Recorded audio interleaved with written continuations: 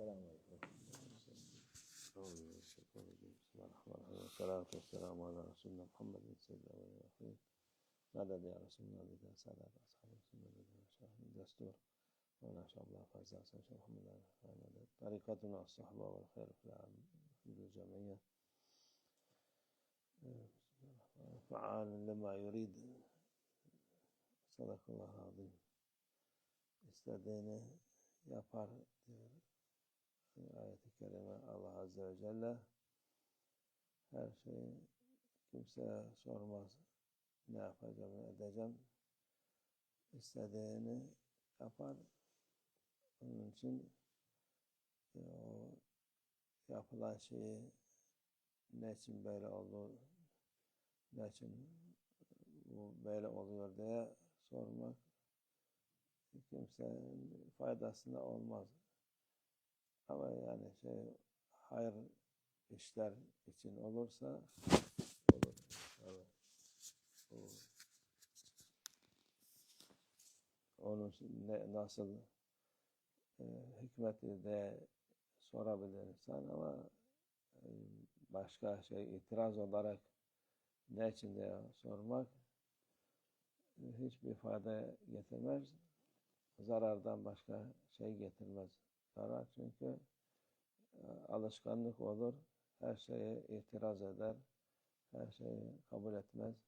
Kabul etmeyince o imanını bitirir. Allah muhafaza etsin. Allah her şeyi güzel yapmış. Güzel yaratmış.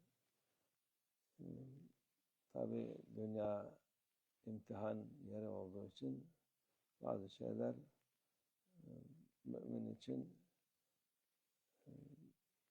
hayırdır. Mümin olmayan için hayır sayılmaz. Her şey yani en güzel şey de olsa bile mümin olmayan o kendinin hayrına değil, iyiliğine değil, Allah'ın bir şeydir o. Ona daha fazla aslında daha fazla kötülük yapsın ki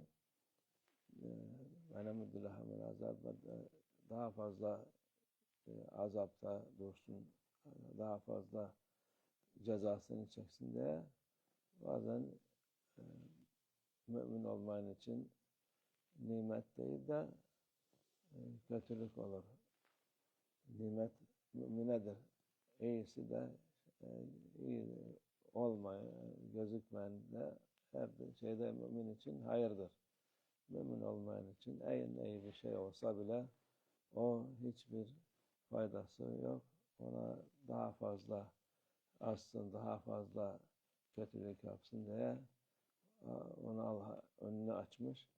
Şimdiki vaziyet, dünyanın vaziyeti gibi her şey kötülerin elinde veya zanneder insan ama her şey Allah'ın elinde. O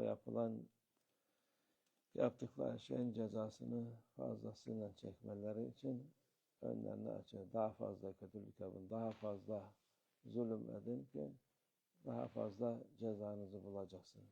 Allah muhafaza etsin. Onun için dediğimiz gibi itiraz, devamlı aksi muhalefet olmayın. Allah'ın dediği olacak. Onu bilmek lazım. İman sahibi onu bilmek lazım. Allah hakiki iman versin hepimize inşallah. Ve minallah tevfik. El Fatiha.